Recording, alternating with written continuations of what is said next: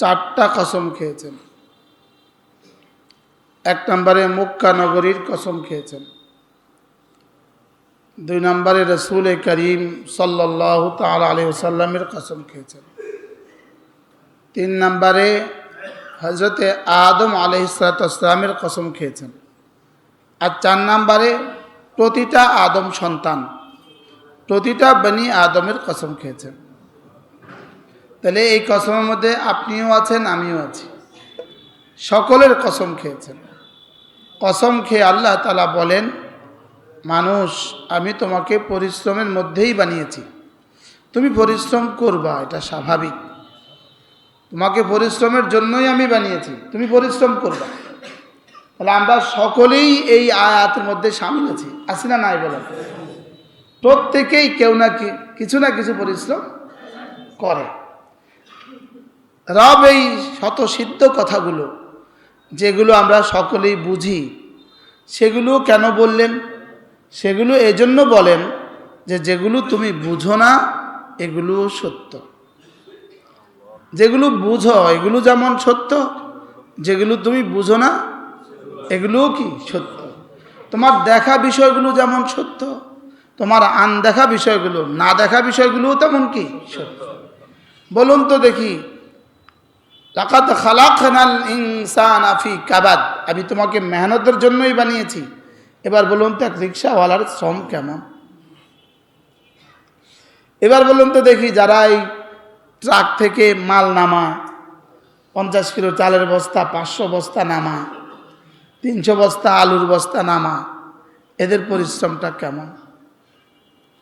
10 তলা বাড়ির ছাদে যে ইট তোলে, নিচ থেকে ইটও তোলে, সিমেন্টও তোলে না তোলে না?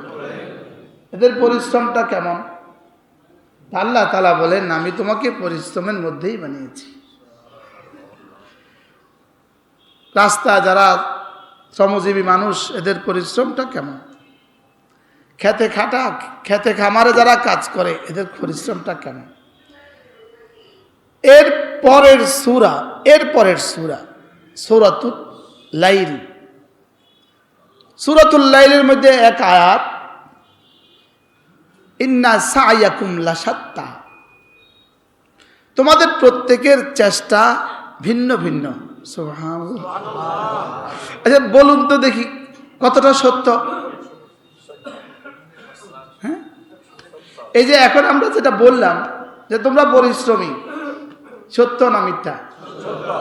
এবার শেষ শব্দ, ইন্না সা'য়াকুম লাশাত্তা, নিশ্চয়ই তোমাদের সকলের চেষ্টা আলাদা আলাদা। কেমন? পুরো একসাথে আপনি ইন্টারভিউ নেন, ওই মাথা থেকে এই মাথা, প্রত্যেককে ইন্টারভিউ নেন, প্রত্যেকের পরিশ্রম আলাদা।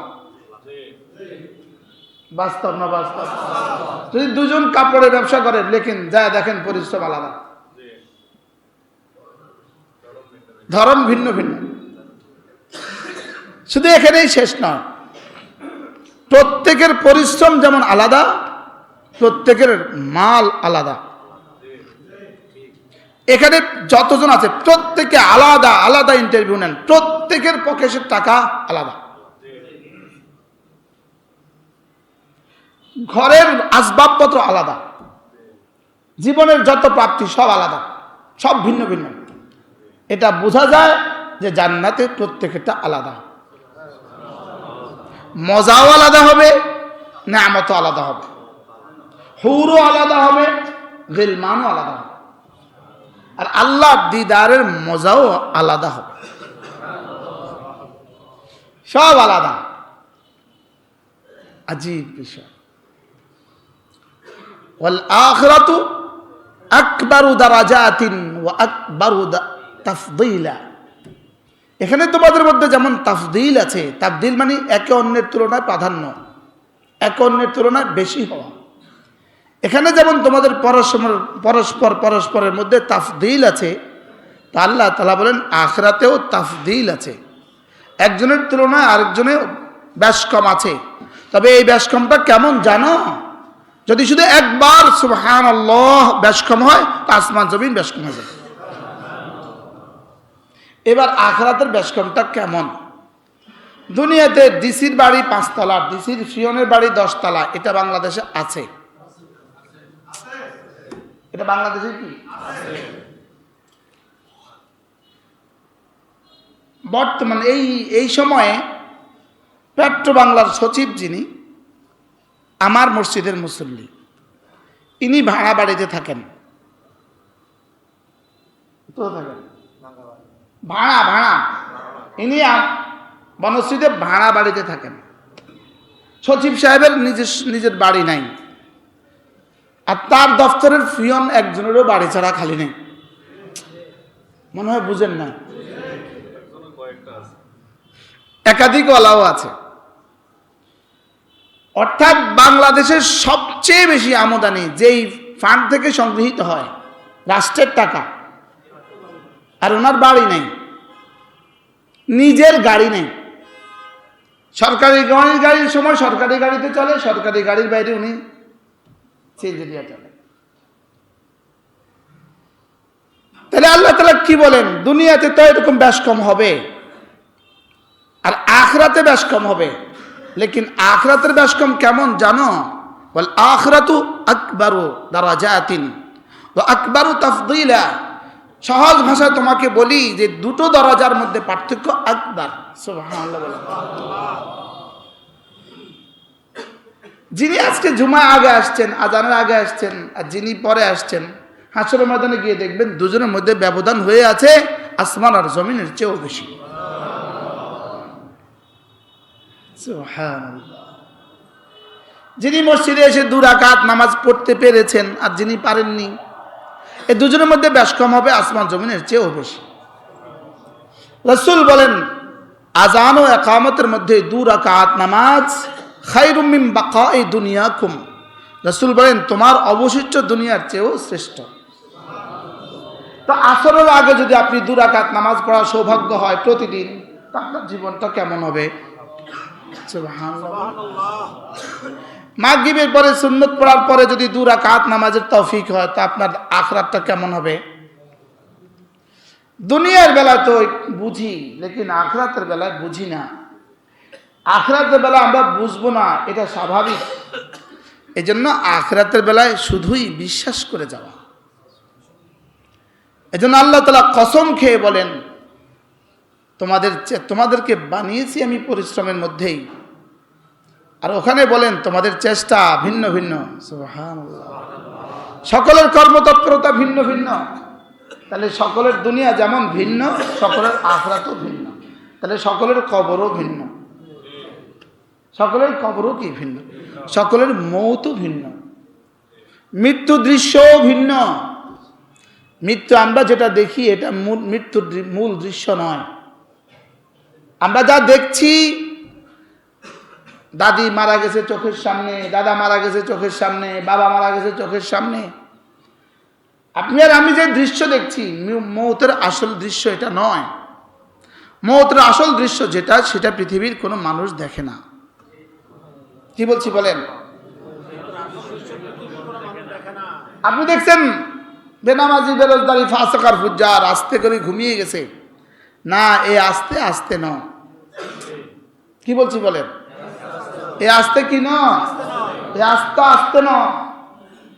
আর দেখছেন আরেকজন ভালো মানুষ মৃত্যুর সময় ছটফট করছে, অনেক কষ্ট পাচ্ছে মনে হচ্ছে। এই কষ্ট কষ্ট নয়।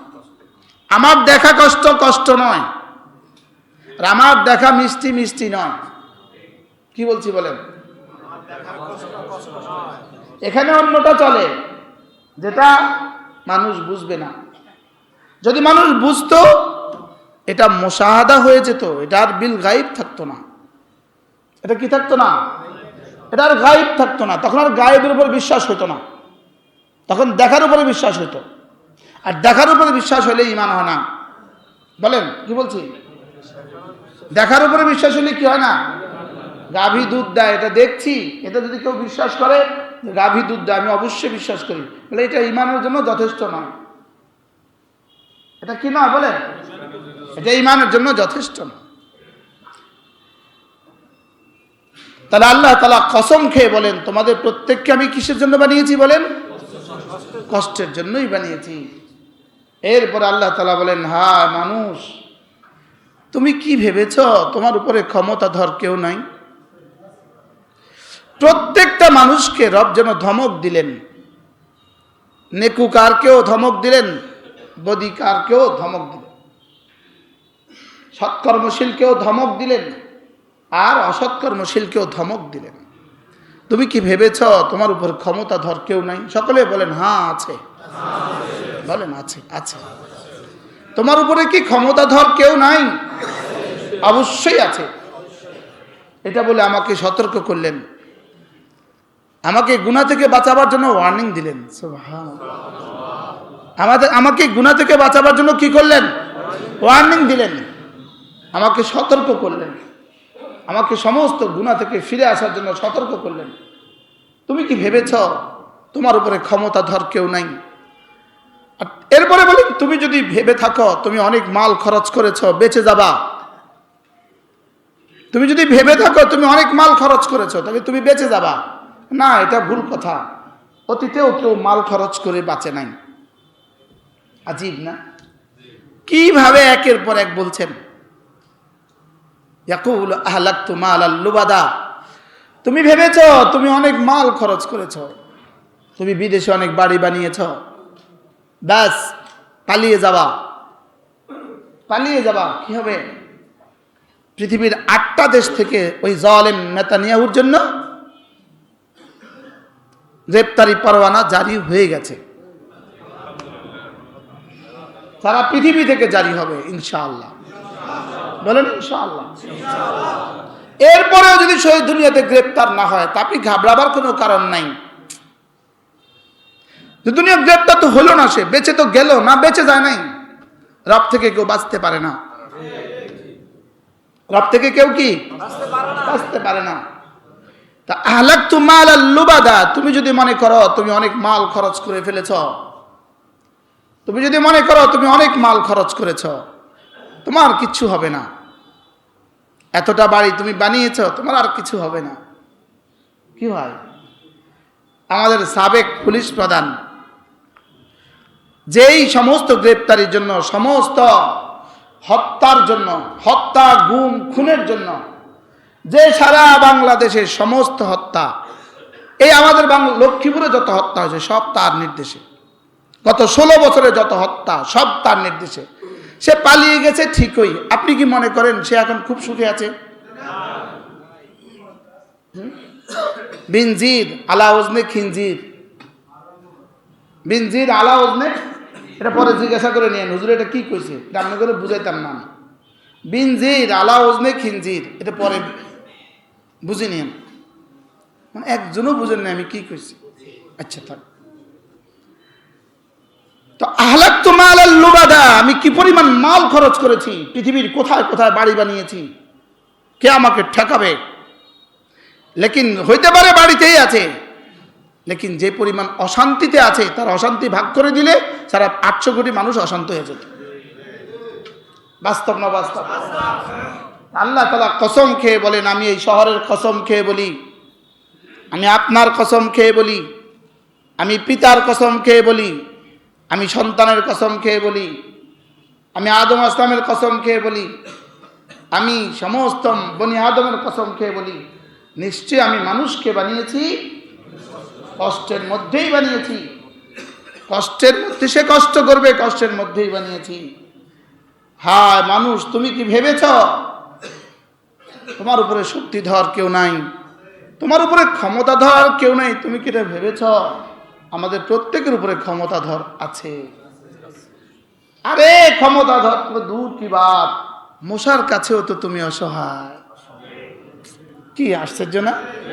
আরে কাদের আর কাদির তো দূর কি বাত, হ্যাঁ, কাদের আর মুক্তাদের তো দূর কি বাত, তুমি তো মশার কাছেও অসহায়, তুমি তো ইঁদুরের কাছেও অসহায়, তুমি একটা বিচ্ছুর কাছে অসহায়, পিপিলিকার কাছে তুমি অসহায়। বলেন বাস্তব না বাস্তব? তুমি কি পরিমাণ অসহায়? তুমি কি ভেবেছ তোমার উপরে ক্ষমতা ধরার কেউ নাই? তুমি যদি বলো তুমি অনেক মাল খরচ করেছ, তো কারুন তোমার চেয়ে বেশি মাল খরচ করে শেষ তক তো বাঁচতে পারে নাই, কেউ পারে নাই, তুমিও পারবা না। আর তুমি কি ভেবেছ কেউ তোমাকে দেখছে না? আশ্চর্য কথা, দুটা কথা। তুমি কি ভেবেছ তোমার উপরে ক্ষমতাধর কেউ নাই? এরপরে বলে তুমি কি, সে বলে সে অনেক মাল খরচ করেছে, তার অনেক মাল আছে, কে তাকে ঠেকাবে? ফুদিয়া উড়ায় দিবে, কে তারে ঠেকাবে? ফুদিয়া উড়ায় দিবে, কে তারে ঠেকাবে? না, ফুদিয়া উড়ায় দেওয়া যায় না। ফুদিয়া নিজের একটা ফসমও নিজে উড়ানো যায় না। তোমার ফুর ক্ষমতা তো এতটুকু, তুমি ফু দিতে দিতে ক্লান্ত হয়ে যাবা, লেকিন তোমার একটা ফসমও তুমি উড়াতে পারবে না। বাস্তব না বাস্তব? ঢাকা শহরে শুধু ভাইয়া, শুধু ভাইয়া, ভাই, অমুক ভাইয়ের লোক, মনে হয় বুঝেন না, শুধু অমুক ভাইয়ের লোক। আরে এই ভাইদের কি অবস্থা হবে? এই ভাইদের মতি আর কর্মবর্দারদের কি অবস্থা হবে? এই ভাইদের পেছনে যারা চলে তাদের জানি কি অবস্থা হবে? তো এরা কি বলে, আল্লাহ তাআলা কি বলেন এবার? বলে তুই ভাবছিস তোকে কেউ দেখছে না, অথচ তোকে দুটো চোখ কি আমি দেই নাই? আচ্ছা দেখেন তো কি গাঁথুনি। তুমি ভেবেছ তোমাকে কেউ দেখছে না, অথচ তোমাকে তো দুটো চোখ আমি দিয়েছি। তো যিনি আমি পৃথিবীর সব প্রাণীকে দুটা করে চোখ দিয়েছি, পৃথিবীর সমস্ত জানোয়ারের দুই চোখ। সুবহানাল্লাহ, আশ্চর্য কথা, পিপিলিকারও দুটা চোখ। এ এতটুকু এক জাররা এক প্রাণী, তারও চোখ দুটা। তারও চোখ কটা? দুইটা। পৃথিবীর সমস্ত প্রাণীর কটা চোখ? দুটা চোখ। পৃথিবীর সমস্ত প্রাণীর জিহ্বা একটা, পৃথিবীর সমস্ত প্রাণীর ঠোঁট দুইটা। সুবহানাল্লাহ বলে।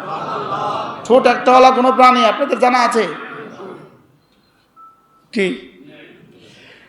এবার আল্লাহ তাআলা বলেন আলাম নাজআল লাহু আইনাইন, আমি কি তোমাকে দুটো চোখ দেই নাই? বলেন হ্যাঁ দিয়েছে। বলে স্বীকার করা, যেটা আল্লাহ প্রশ্ন করেছেন, আলাম নাজআল লাহু আইনাইন, আমি কি তোমাকে দুটো চোখ দেই নাই? বলেন হ্যাঁ দিয়েছে। আল্লাহর কাছে খুশি লাগবে যে আমার বন্ধু স্বীকার করছে। আলাম নাজআল লাহু আইনাইন ওয়া লিসানান ওয়া শাফাতাইন। মুরব্বি আসেন, একজন মুরব্বি এখানে দাঁড়ায়া দেখছে, দেখে চলে যাচ্ছে। বাবা আসেন, একজন দাড়ি পাকা মানুষ দেখলেই সম্মান করবেন। বলেন ইনশাআল্লাহ। দাড়ি পাকা মানুষকে আল্লাহ তাআলা সম্মান করে। যখনই কোনো দাড়ি পাকা মানুষ দেখবেন সম্মান করবেন। দাড়ি পাকা মানুষকে কে সম্মান করে? ইন্নাল্লাহ ইয়াস্তাহয়ি ইন্নাল্লাহ ইয়াস্তাহয়ি, আল্লাহ তাআলা লজ্জাবোধ করেন, লজ্জাবোধ করেন। দাড়িওয়ালা মানুষ কিছু চাইলে না দিতে লজ্জাবোধ করেন। সুবহানাল্লাহ। দাড়িওয়ালা মানুষকে আল্লাহ তাআলা বড় সম্মান করেন। এক বেটা এই কথা শুনছে, তার দাড়ি ছিল সাদা কালো, তো তার মৃত্যুর সময় সে বলছে আমার দাড়িতে রং লাগায় দাও, আমার দাড়িতে কি লাগায় দাও? রং লাগায় দাও। কি লেগা? তো কবরে যায় যখন ফেরেশতা জিজ্ঞেস করবে তো বলবো দাড়ি সাদা দেখেন না, কি হয়? আর বুজুর্গের কথা লিখছে, ওই বুজুর্গ সাদা দাড়ি, বড় আল্লাহওয়ালা মানুষ ছিল। তো ফেরেশতা যখন ধমকাধমকি শুরু করছে, মার রব্বু, সাদা দাড়ি দেখো না। সুবহানাল্লাহ। কি ভাই কি বলে? সাদা দাড়ি দেখো না। আরেক বেটা বলে মওতের সময় ওসিয়ত করছে, পুরান কাপড়ের কাপড় পিন্দাইয়া আমারে পুরান কাপড় দিয়ে দাফন দিও, পুরান কাপড় দিয়ে। তো বলতেছে কি লেগা? ফেরেশতা জিজ্ঞেস করলে বলবো একবার তো আগে হয়ে গেছে, আবার কি? এটা মনে হয় নোয়া খেললে প্রশ্ন তো আগে একবার করছে, নতুন করে আবার কি? দেখো না পুরান কাপড়। লতিফা চুটকি। আল্লাহ তাআলা বলেন তোমাকে আমি দুটো চোখ দেই নাই? এক শব্দ, এক প্রশ্ন আমার জিন্দেগিকে ঘাবড়ে দেওয়ার জন্য যথেষ্ট। আমি তোমাকে দুটো চোখ দিয়েছি, অতএব এটার ইস্তেমাল কেমনে করবা? হিসাব করে করবা। সুবহানাল্লাহ। আমি তোমাকে একটা জিহ্বা আমি দিয়েছি, এটার ব্যবহার কেমনে করবা? হিসাব করে করবা। আমি তোমাকে দুটো ঠোঁট আমি দিয়েছি, এটা ব্যবহার কেমনে করবা? হিসাব করে করবা। সুবহানাল্লাহ। হুবহু যেমন আপনার কর্মচারী আপনার সাথে দুষ্টুমি করে, তা আপনি তাকে কি বলেন? তুই এত নিমক হারাম কেমনে হলি? তোর সেদিন এত টাকা দিলাম, এগুলো কমন কথা কিনা বলেন? সেদিন তোর বিয়েতে তোর এতটা টাকা দিলাম, সেদিন তোর মার অসুখে এতটা টাকা দিলাম, আর তুই আজকে এই কাজটা করলি, তাহলে তোরে আমি 2 চোখ দিলাম, আর তুই ভিন্নারের দিকে তাকিয়ে থাকিস। তুই এই মোবাইলে 24 ঘন্টা চেয়ে থাকিস, তুই কোন দিকে তাকিয়ে আছিস? অথচ তোকে চোখ আমি দিলাম। বলেন সবাই বলেন, তোকে চোখ কি দিলাম? তোকে চোখ তো আমি দিলাম। কিভাবে চোখ তুলিস তুই? হারামের দিকে চোখ তুলিস কিভাবে? তোকে চোখ তো আমি দিলাম। তুই হারাম লোকমা তুলিস কিভাবে? তোকে তো ঠোঁট আর জিহ্বা আমি দিলাম। মিথ্যা বলিস কিভাবে? তোকে তো জিহ্বা আমি দিলাম।